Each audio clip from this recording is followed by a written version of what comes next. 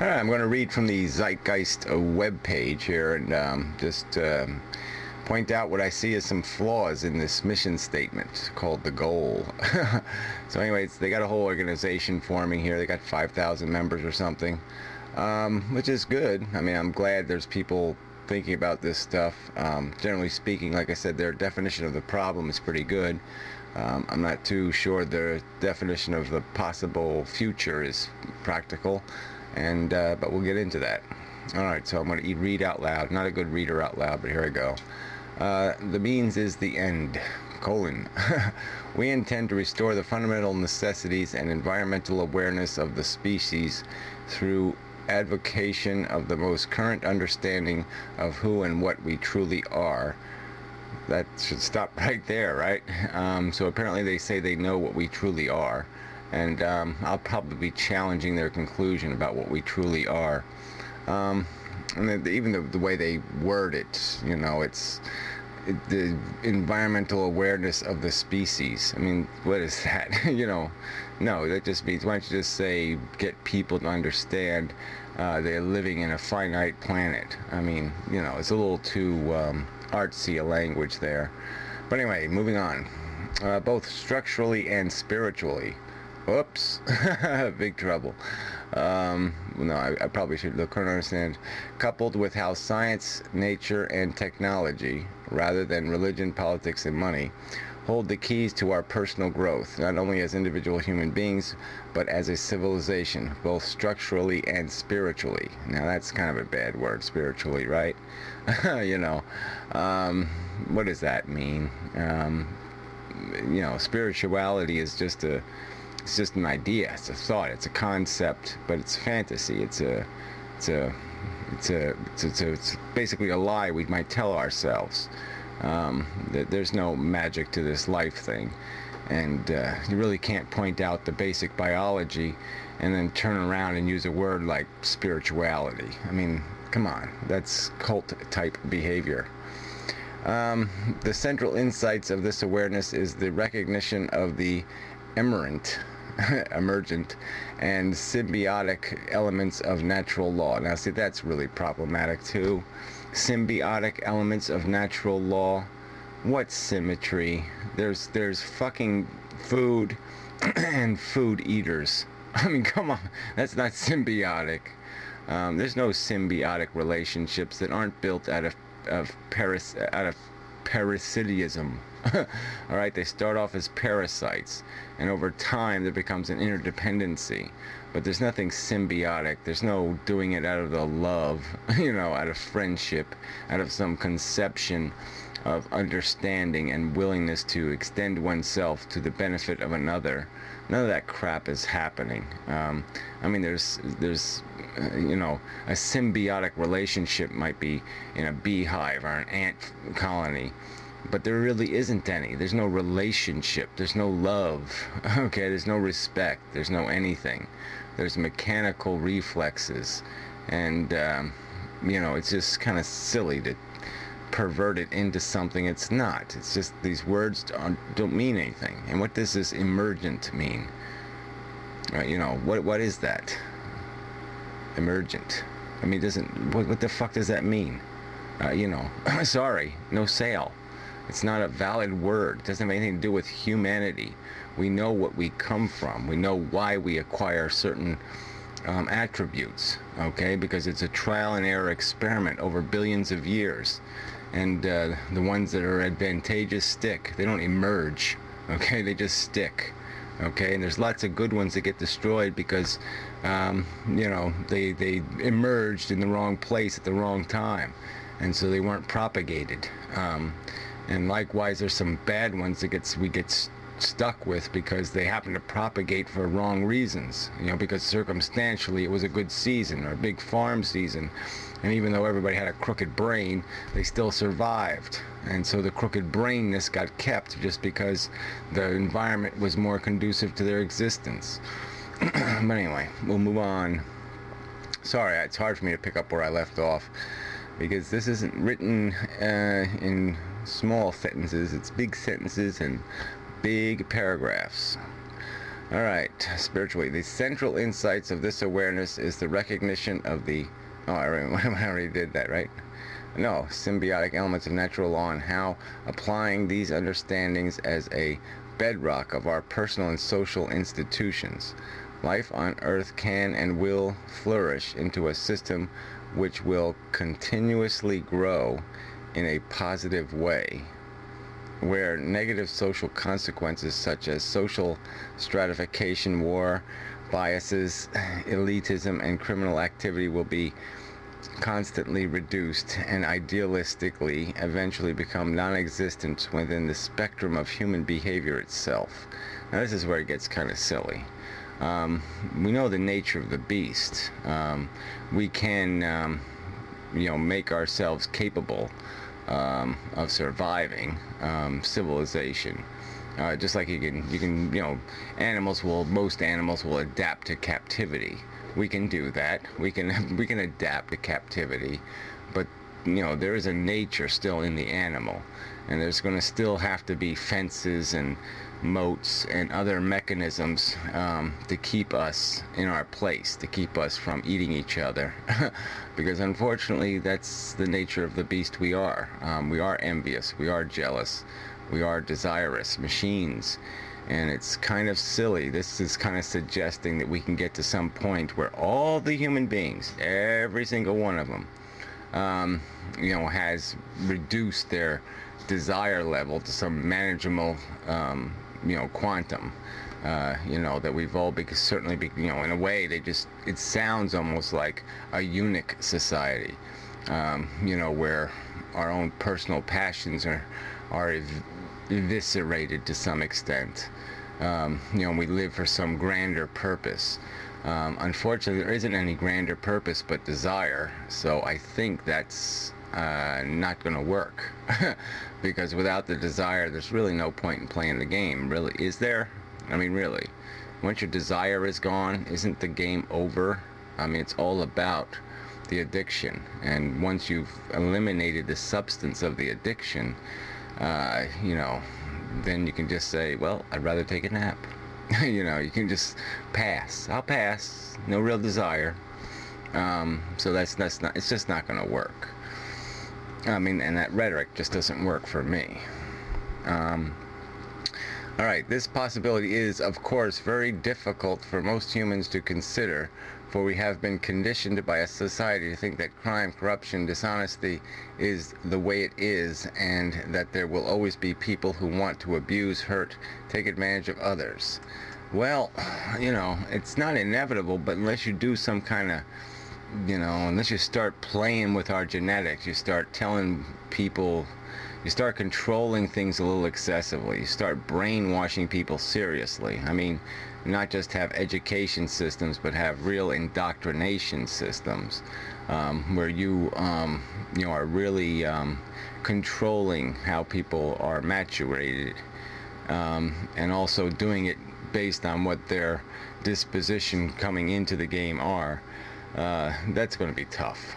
And you're not going to be able to take away personal experience. You're not going to be able to take away accidents and mistakes and things that will disturb somebody's psychology, events that you're just not going to be able to control, that are going to leave people broken by that idealism and incapable of finding satisfaction in the world you want to create for them. So I think that control mechanism is just doomed to fail. I'm not against it. I just don't think it can be done.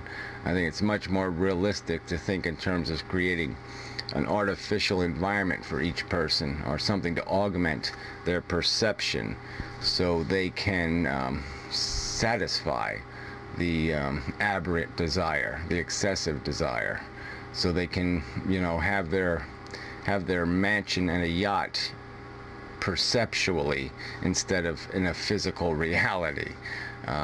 That's just a metaphor, but I just mean the excesses of our desire. We need to virtualize that excess. We need to make it so people don't need any physical reality anymore, that all they need is the perceptual experience. But I don't think you're going to make people capable of doing that by themselves. I think it's going to have to be augmented by technology. All right. Where are we? False assertion. Religion is the largest promoter of propaganda for the us and them, or the good and evil mentality promotes false assumption. Yeah, so, it's no point in saying that statement if you're going to sit there and talk about spirituality in the paragraph before, right? You're just kind of defeating the purpose, aren't you? Yes, the dogma, bullshit. We don't need any of that crap. Okay, I mean, and replacing old archaic religions with, new age unicorn religions. Unicorns with leprechauns on them or something, flying unicorns with leprechauns, is not the answer. Okay, Dianetics is not the answer, and this is sounding a lot like Dianetics. Okay, the reality is that we live in a society that produces scarcity. The consequence of the scarcity is that human beings must behave in self-preserving ways, even if it means they have to cheat and steal in order to get what they want. Well, look, that you're not going to undo scarcity. You're not going to create a beautiful woman for every man. It's just not going to happen. There's only so much, and scarcity is only relative anyway, right? I mean, we all get these perceptions because we see something. I mean, you can't want color television if you never saw one, or you don't know one exists, or you can't imagine one. So yeah, we get caught up in the desire, the addiction machine that takes place within us, is floating in a relative world based on perceptions of what exists and what's available and what they deserve or what they're entitled to. And so certainly by understanding that mechanism better, people can reduce the excesses. But the bottom line is we are desire machines. So it's whether you change relative positions isn't really going to matter, because there's always going to be that need. And to say that you can get human beings to some point where all they need is a bowl of grass in a sunny day, I just don't buy it. It's not our nature to be satisfied. It's our nature to be dissatisfied. That's what's kept us, that's the nature of evolution. Dissatisfaction is what nature runs on. Okay. The reality is we live in a society that promotes self-scale. I already did that part, so. Our research has concluded that scarcity is one of the most fundamental causes of aberrant human behavior, while also leading to complex forms of neurosis in other ways. Well, it's not really neurosis. I'm sorry. That's nature. We are naturally insatiable, and it's really stupid to call that neurosis. A statistical look at drug addiction, crime, and incarceration statistics find that poverty and unhealthy social conditions comprise the life experience of those who engage in such behavior. Well, I mean, obviously, if we declare it illegal, then they're going to get incarcerated. So but if we make it legal, then they won't be incarcerated, and they won't be criminals, then we won't call them aberrants. So I mean, that's kind of, I don't know, a self-fulfilling prophecy or something. I don't see what sense that makes. But the nature of our addiction goes beyond our addiction to drugs or our addiction to some other socially recognized negative thing. The addiction is to everything. Every single part of our existence is an addiction. Every element of our desire, everything that keeps us moving from one day to another is an addiction. It is the nature of our psychology, and we've only labeled a few things here on the edges, these ugly things, gambling or drugs or sex or some other thing, and said, oh, that's an addictive substance. But really, the whole substance is addictive. The whole game is built out of addiction. We call it something else, but it's what it is. Desire is nothing more than an addiction.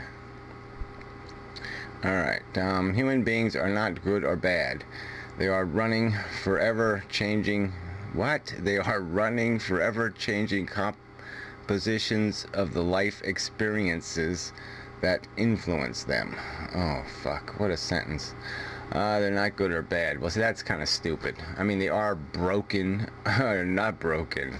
They are productive or destructive. Those are probably better words to use. Um, you know, you either have a good life, or you're either an asset to humanity or a deficit. I mean, the guy who jumps on the grenade and saves 10 people, odds are he's a productive human being because he's prevented more suffering than he causes. All right, and then there's another person who might, you know, marries a bunch of women and cheats on them and hurts their feelings and and has kids, and he doesn't take care of them, and he causes all kinds of grief in the world, and he's a complete loss. I mean, you know, he's a big failure. By the end of his life, he's caused more suffering. The world would have been a better place without him. That's the ultimate question to be answered for each one of us, is that when they plant us in the ground, would the world have been better if we didn't fucking exist?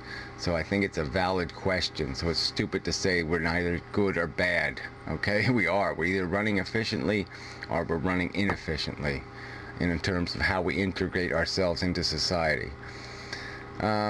Changing compositions of the life experiences that influence them. Yes, we are programmed by our experiences. We're deterministic, programmed machines. The software is constantly reprogramming. It's constantly adding nuances to our words and our understandings and our concepts and our ideas, and which ones have priority in our intelligence. All that shit's happening all the time, and it's, you know, we need good in to get good out. Okay, yeah, garbage in, garbage out, good in, good out. So yeah, ideas and memes are the game, but unfortunately I don't think these 3 paragraphs are the right memes. So anyway, moving on. The quality of a human being, if there is such a thing. Well, you know, it's stupid not to say there is such a thing. I mean, you know, common values, we can define this shit. We know what fucking suffering is. We know what harm is. We have words for this shit. Harm, hurt. I mean, this, you know, destructive. We have the words available. So it's stupid to even speculate that there might not be such a thing. If there wasn't such a thing, there'd be no point in writing your fucking text, because wouldn't matter whether we all Venused or not, right? Because it wouldn't matter. So it's just stupid to be arguing that there's something broken and then say, well, maybe there's nothing broken. I mean, that doesn't make any sense. Ugh. All right, well, anyway. If there is such a thing, is directly related to the upbringing and thus belief systems they have been conditioned into. That's true, but you gotta also add, it's not just belief systems and upbringing, it's just exposure. Just exposure will fix you, okay? All you got to do is pick up a book. All right, you read a book and all of a sudden your life is changed. You see a movie, your life can be changed. You see some metaphor, some story, some theme, some concept gets into your fucking head. You are reprogrammed by it. You can be reprogrammed by an idea. A sentence can reprogram somebody. I was reprogrammed when I was a kid, when I heard judge a man based on the content of his character, not the color of his skin. It was such a simple, obvious fucking thing, and it said, yes, of course, duh. You know, what is wrong with these fucking people? That is so fucking obvious. What is wrong with me for ever thinking that there might be some distinctions to be made? No, individuals have to be judged based on the individual living inside that skin. Yes, you know, so I'm just saying, this is just sounding like, oh yes, okay, it's all about how we program people. No, it's what we expose people to. And, you know, maybe they need to be exposed to better memes and ideas. But yeah, society is very closed and wants to hold on people's understanding and conceptions. The two-party system, for example, doesn't even want you to even consider life without them. But anyway, moving on. The simple reality has been grossly overlooked, and today people primitively think that competition, greed, and corruption are hardwired elements of human behavior, and in turn we must have prisons, police, and hence a hierarchy of different control in order for society to deal with these tendencies. This is totally illogical and false. Well, damn it. I'm sorry. You know, the idea of like I said, creating this whatever, this race of human beings that is somehow been conditioned to be incapable of causing or stealing or envying or wanting something other people have, is a nice story, but I just don't see how the hell you're going to create it, how the hell you're going to engineer this fricking society of human beings. It's not our nature to it's not even that it's our nature. It's we know how complex psychology is, and we can take 500 people, 500 babies, and we can raise them identically in some sort of perfect environment or some sort of perfect system, you know, and this is what they do the first day and this is what they do the 595th day, and you'll still end up with 500 completely different personalities when you're done, probably. It's very hard to control this thing, the nuance of our complexity, because the simplest things affect how we are conditioned. I mean, 3 people could go to a play, and if one of them has a headache, he's going to have a different experience than the other 2 people, just because of that circumstance he brought to the occasion. And so his conditioning is going to be completely different than the other 2 people because of what he brought to it. And you just can't control all of that crap. Somebody's always got to sit in this front seat, and somebody's going to be sitting in the back seat. The perspectives are always going to be a little bit different, and they're going to cause there to be difference in the conditioning and the control mechanisms. You just can't take this idealistic approach that you can just program all of this crap out of people. Yes, human beings can acquire a perfection in terms of they can be made harmless, and they can be made generous, and they can be made honest, and they can be made very good things. But we see it in our society that that's only a small percentage of people that can do that reliably and consistently without ever falling off the being a good human wagon. So anyway, I think it's stupid to say that it's illogical to say that we need control mechanisms, that we can make us into some sort of domesticated animal that's just going to be innately harmless and incapable of being broken psychologically or by some physical mechanism, or by just bad programming. I mean, you have to remember, people do get brain tumors and go loopy, so you're still going to need a cop to arrest them or at least put a net over them and haul them off to the wacky house. Alright, so this is probably 10 minutes or 20 minutes already, so I will call this part 1, and maybe I'll do another part next week. Just have to remember where I left off. So remember, the bottom is where I left off, so I can remember that, right? Just think at the bottom. Yeah, a little soft bottom. Alright, so until next time. It's probably a horrendously long 25 fucking minutes. Shit.